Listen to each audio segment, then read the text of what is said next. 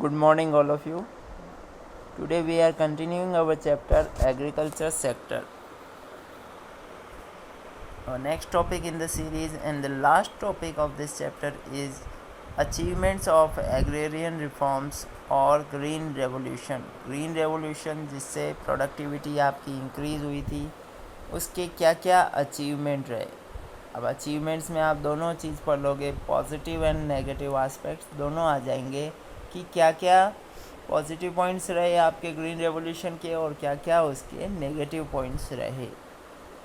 देखो इसमें क्या है, thanks to agrarian reforms there has been a substantial empowerment improvement in agrarian agriculture from a backward and stagnant sector of the economy. Agriculture has emerged to be developing sector of the economy. जो आपकी agriculture sector पहले backward और stagnant मतलब जिसकी कोई growth नहीं हो रही थी, ऐसी सिचुएशन में था, उससे अब किस में चेंज हुआ है, थोड़ा डेवलपिंग सेक्टर में। The achievement has been so substantial that it came to be known as Green Revolution, और इसी अचीवमेंट को क्या बोला जाता है, green revolution. The term green refers to crops and revolution refers to spurt, means together these forms imply a spurt in crop production. Crop production में बहुत अच्छा इम्प्रूव होना, उसी को बोलते हैं green revolution. It started happening in India in the year 1967-68. Year याद रखना है आपको, 67-68 में स्टार्ट हुआ था। In the year 1967-68 itself, food grain production increased by nearly 25%. 25% से आपका फूड ग्रेन इंक्रीज हो गया था। And India became self-sufficient in the production of food grain. Self dependent बना, दूसरे कंट्री से जो इंपोर्ट करते थे वो अब करना कम कर दिया इंडिया ने। अब green revolution in India is marked by two distinct phases. इसमें टू फेजेज है, देखो, मिड 60 टू मिड 70 और मिड 70 टू मिड 80, ये टू फेजेज है। तो इसमें क्या हुआ था, देखो आप, ड्यूरिंग दिस फेज, फर्स्ट वाले फेज में, during this phase, scope of green revolution was restricted largely to wheat and rice growing regions of the country. मतलब ये जो स्कोप थे आपके ग्रीन रेवोल्यूशन के, वो सिर्फ वीट और राइस ग्रोइंग रीजन्स के में ही लिमिटेड थे, मतलब रिस्ट्रिक्टेड थे। इसके अलावा किसी भी फील्ड में नहीं था आपका green revolution. These include the state, कौन कौन से थे, पंजाब, आंध्र प्रदेश एंड तमिलनाडु। तो ये आप याद रखना कौन कौन से स्टेट फेज़ फर्स्ट में आते हैं और उसके बाद फेज़ सेकंड में तो सारे आ जाएंगे। तो देखो आप, phase second, during this phase the impact of green revolution became wide spread covering most areas of the country and larger number of crops. तो पहले जो लिमिटेड थे किस पे, वीट और राइस पे, अब आपके अलग अलग क्रॉप्स पे होने लग गए। Across both these phases, green revolution is characterized by following features. क्या है, देखो, फर्स्ट है spurt in crop productivity. There has been a substantial jump in crop productivity. To illustrate productivity of wheat, देखो अभी आपको ईयर के साथ याद रखना है, 2018-19 में है 3408 kg पर हेक्टर और आपके 1951 में था 660 kg। तो इसमें सिर्फ आप ऐसे नोट्स बना सकते हो कि आप ईयर लिख लो और कितना आपकी प्रोडक्टिविटी रही, और आप एक 10 साइड वो नाम लिख लो, क्रॉप का नेम लिख लो। जैसे यहाँ वीट है तो वीट लिख लिया, ईयर लिख लिया, दोनों ईयर लिख लो, एक 1951 और एक 2018-19, और केजी पर हेक्टर आपके लिख लो आप। ये आपको एज इट इज़ तो नहीं याद हो सकेगा, राउंड ऑफ में आपको याद रखना है। जैसे 3408 है तो आप अराउंड 3400 kg पर हेक्टर लिख सकते हो, 660 को अराउंड 650 लिख सकते हो। ऐसे मतलब एग्जैक्ट डेटा आपको याद करना ज़रूरी नहीं है, अराउंड करके आप याद कर सकते हो। It was 2665 kg per hectare in 1980, sorry इन 2018-19। ये किसका है? राइस का है। और पहले कितना था ये 1951 में? 665 kg। ऐसे ही सेम आपके मेज़ में क्या है देखो, 18-19 में है 1114 kg पर हेक्टर, और 1951 में था 704 kg। तो ये देखो आप कम से कम 4 to 5 टाइम्स इंक्रीज़ हुआ है ये। Spurt in productivity has led to a structural shift in the Indian agriculture. This has marked the end of long period stagnation in the Indian agriculture. Indian agriculture जो no growth वाली situation में चल रही थी वो अब क्या हो गई है? शिफ्ट हो गई। नेक्स्ट देखो आप, सब्सटेंशियल राइज इन एकरेज। एकरेज का मतलब यहाँ पे है एरिया अंडर कल्टीवेशन। वो भी आपके एरिया क्या हुआ है? इंक्रीज हुआ है। HYV technology has significantly recorded the time lag between sowing and harvesting of the crops. देखो सोइंग एंड हार्वेस्टिंग आपकी एक प्रोसीजर रहती है आपके एग्रीकल्चर में, और सोइंग मीन्स एक तरीके से बोना और हार्वेस्टिंग मीन्स क्रॉप्स को कट करना। तो इन दोनों के बीच में जितना कम टाइम गैप होगा उतना ही आपके लिए अच्छा होगा कि आपका प्रोडक्शन इंक्रीज होगा। तो ये जो आपके टाइम गैप है वो क्या हुआ है? धीरे धीरे कम हुआ है। किनके बीच में? दो नाम याद रखना है आपको, सोविंग एंड हार्वेस्टिंग। सोविंग यानी आपके एक तरीके से बोना, आपने बोया, और हार्वेस्टिंग मीन्स जब कट करते हो आप। तो इन दोनों के बीच में टाइम गैप कम होने से भी आपका प्रोडक्टिविटी इंक्रीज होती है, एरिया जो है वो इंक्रीज होता है। Use of chemical fertilizers has eliminated the need of following. Chemical fertilizer use करने से आपके क्या हुआ देखो, accordingly double cropping has become possible. पहले आप सिंगल क्रॉपिंग करते थे कि एक लैंड पे, पूरे लैंड पे आपको एक ही क्रॉप आप ग्रो करते थे, बट अब आपके डबल क्रॉपिंग पॉसिबल हो गई है इस वजह से, केमिकल फर्टिलाइजर की वजह से। This has led to a substantial rise in gross area under cultivation, और इससे आपका ग्रॉस एरिया अंडर कल्टीवेशन जो है वो भी इम्प्रूव हुआ है। 1951 में कितना था देखो, gross area under cultivation was 13 crore hectare, which now has shot up to 19 crore hectare. पहले आपके ये था 13 करोड़ हेक्टर 1951 में, और अब कितना है? 19 करोड़ हेक्टर। फिर नेक्स्ट देखो आप, shift from subsistence farming to commercial farming. ये तो सबको ही ध्यान है आपको कि आपने एग्रीकल्चर सेक्टर पहले क्या था, फार्मर्स खुद के सर्वाइवल के लिए क्रॉप प्रोड्यूस करते थे, और अगर कुछ बच जाता था लिटिल बिट सरप्लस तो उसको क्या कर देते? मार्केट में सेल कर देते थे। बट अब क्या कर रहे हैं? वो कॉमर्शियल फार्मिंग कर रहे हैं। कॉमर्शियल फार्मिंग का मीनिंग क्या है?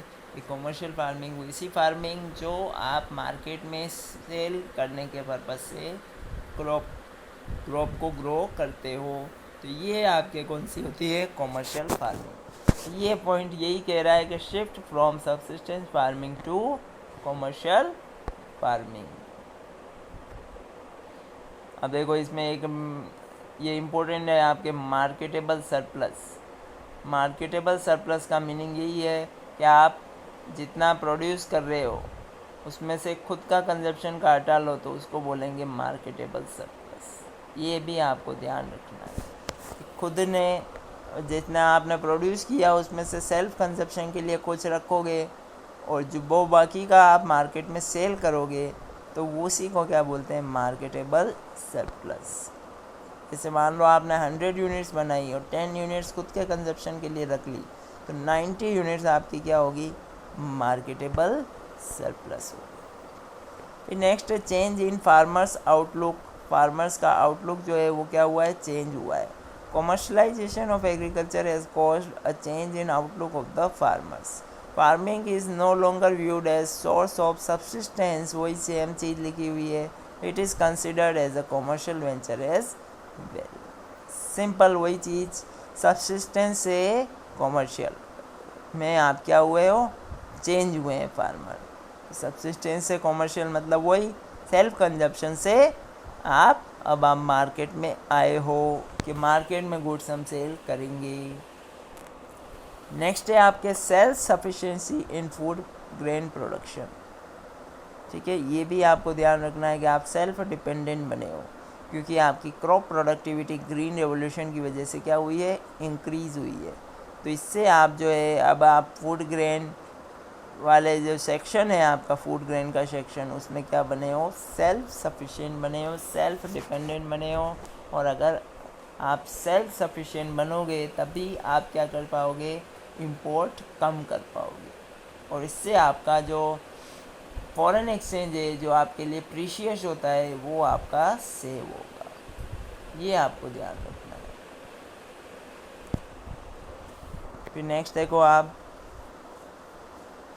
gains of green revolution significant but not sufficient, और you can say limitations of green revolution, मतलब ये जो आपके गेन हुए हैं ग्रीन रेवोल्यूशन के वो सफिशिएंट नहीं है, या फिर आप बोलो कि लिमिटेशन क्या क्या है ग्रीन रेवोल्यूशन की। तो दो तरीके से इस क्वेश्चन को पूछा जा सकता है, इम्पोर्टेंट क्वेश्चन है ये आपके लिए। Due to green revolution there was a significant rise in crop productivity, but it was not in relation to our own record in the past. Compared to developed nations, the rise in productivity was highly insignificant. अगर developed country से compare करें तो आपकी productivity अभी भी क्या है, कम है। In case of wheat, per hectare productivity in India 3.4 tons as against 6.5 tons in China.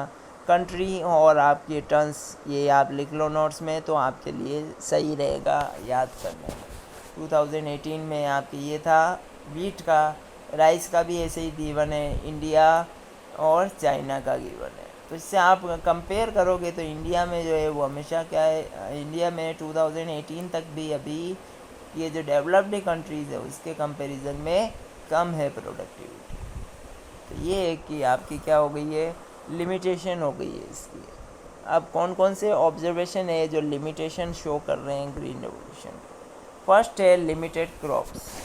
Revolutionary rise in output due to green revolution is confined mainly to the production of food grain wheat and rice. Underline इसमें करो आप, wheat and rice के। There has been similar rise in the production of pulses and commercial crops like jute, cotton, tea etcetera. मतलब इसमें जो है आपके crop productivity इतनी नहीं रही है।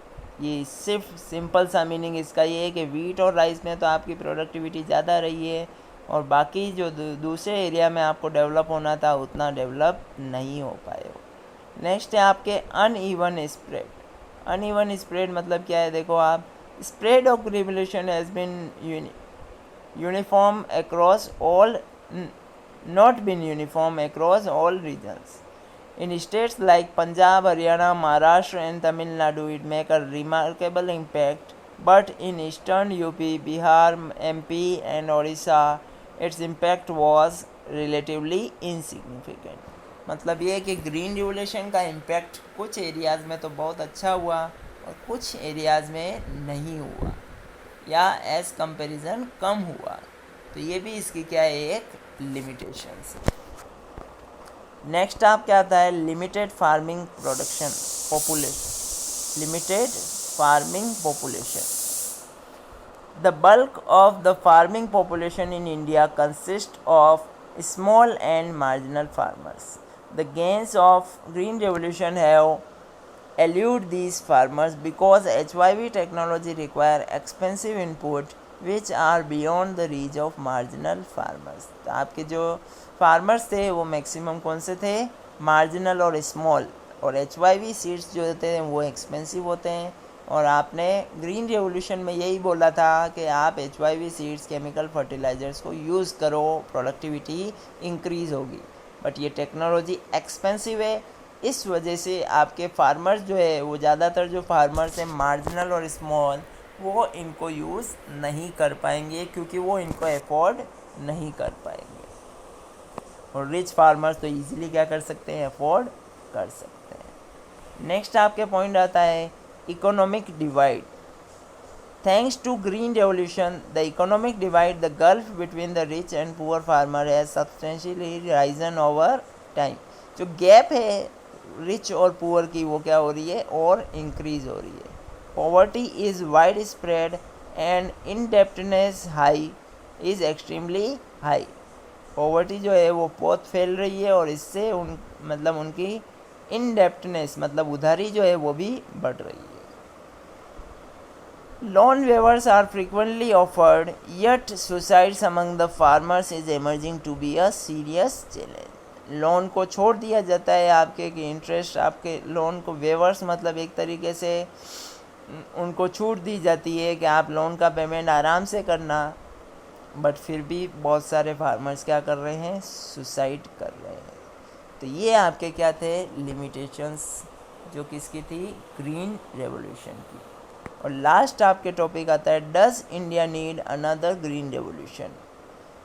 तो इसका answer of course yes he होगा क्योंकि ये लिमिटेशंस जो है वो आपको फुलफिल करनी है। तो देखो आप इसमें क्या आंसर आएगा, कौन कौन से पॉइंट्स आपको ध्यान रखने इसमें। फर्स्ट है our productivity standards are extremely low compare to other nations. ये आपका फर्स्ट रीज़न है कि आपका ग्रीन रेवोल्यूशन और चाहिए क्योंकि आप डेवलप्ड इकोनॉमी जैसा डेवलपमेंट नहीं कर पाए हो। Our food grain stocks are at the point of uncertainty. Food grain में आपका जो स्टॉक है वो क्या है, अनसर्टेन है, कोई सर्टेनिटी नहीं है। Most farmers in India continue to face uncertainty of weather. अभी भी बहुत सारे फार्मर्स जो है वो वेदर के ऊपर डिपेंडेंट है कि रेनफॉल अच्छा हुआ तो आपका प्रोडक्शन अच्छा होगा, अदरवाइज़ नहीं होगा। तो ये आपके जो है ये भी इस वजह से भी ग्रीन रेवोल्यूशन की रिक्वायरमेंट अभी और है आपको। The farmers continue to be exposed to uncertainties of the market. अभी भी फार्मर्स जो है वो अनसर्टेनिटी जो मार्केट में चलती है उसको फेस नहीं कर पा रहे हो, तो एक्सपोज हो जाते हैं उस टाइम वो। तो ये आपके क्या है, इस वजह से भी आपको एक और ग्रीन रेवोल्यूशन की रिक्वायरमेंट है। और लास्ट है loan waivers are becoming a recurring feature. तो लोन वेवर्स जो है वो क्या हो रहा है, रेगुलरली ऐसा हो रहा है आपके। तो ये था आपका चैप्टर एग्रीकल्चर सेक्टर जो कि आपका कंप्लीट हो गया है। Thank you.